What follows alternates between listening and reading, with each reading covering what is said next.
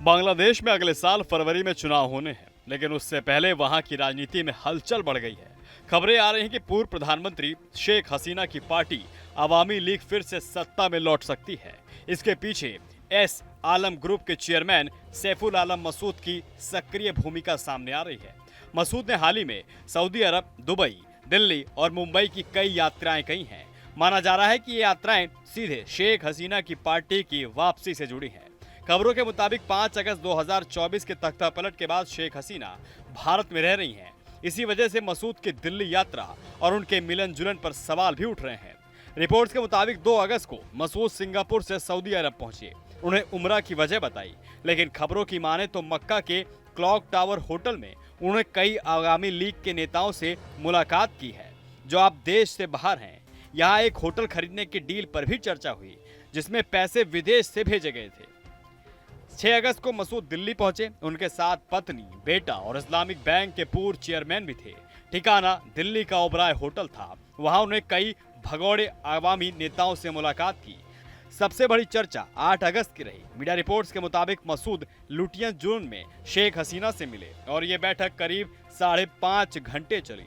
इस दौरान लगभग 4500 करोड़ टका यानी 3240 करोड़ की फंडिंग की बात हुई। ये पैसा अंतर्राष्ट्रीय लॉबिंग और राजनीतिक गतिविधियों के लिए इस्तेमाल किया जा सकता है। शेख हसीना की इस मांग पर मसूद ने हामी भर दी है।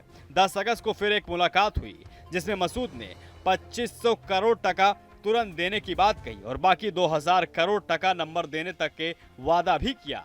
इसके बाद 11 से 15 अगस्त तक मसूद मुंबई के कोकिलाबेन अस्पताल में स्वास्थ्य जांच के लिए रहे हैं। 16 अगस्त को उन्होंने दिल्ली में शेख हसीना से आखिरी मुलाकात की और 17 अगस्त को सिंगापुर लौट गए।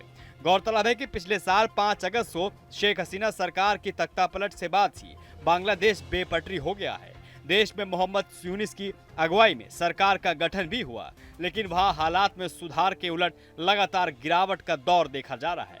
कानून व्यवस्था से लेकर आर्थिक और रोजगार के मोर्चों पर बांग्लादेश में हर तरफ अफरा तफरी मची है। आलम यह है कि बांग्लादेश में अब सत्ता के 3 केंद्र बन गए हैं। पहला बांग्लादेश के अंतरिम सरकार के मुख्य सलाहकार मोहम्मद यूनिस, दूसरा बांग्लादेश की सेना और वो छात्र नेता जिन्होंने शेख हसीना सरकार की तख्तापलट में अहम रोल निभाया था। धीरे धीरे इन तीनों की महत्वाकांक्षाएं बढ़ती जा रही है और बांग्लादेश की जनता पिसती हुई जा रही है। ताजा घटनाक्रम ने बांग्लादेश की राजनीति में नई हलचल पैदा कर दी है।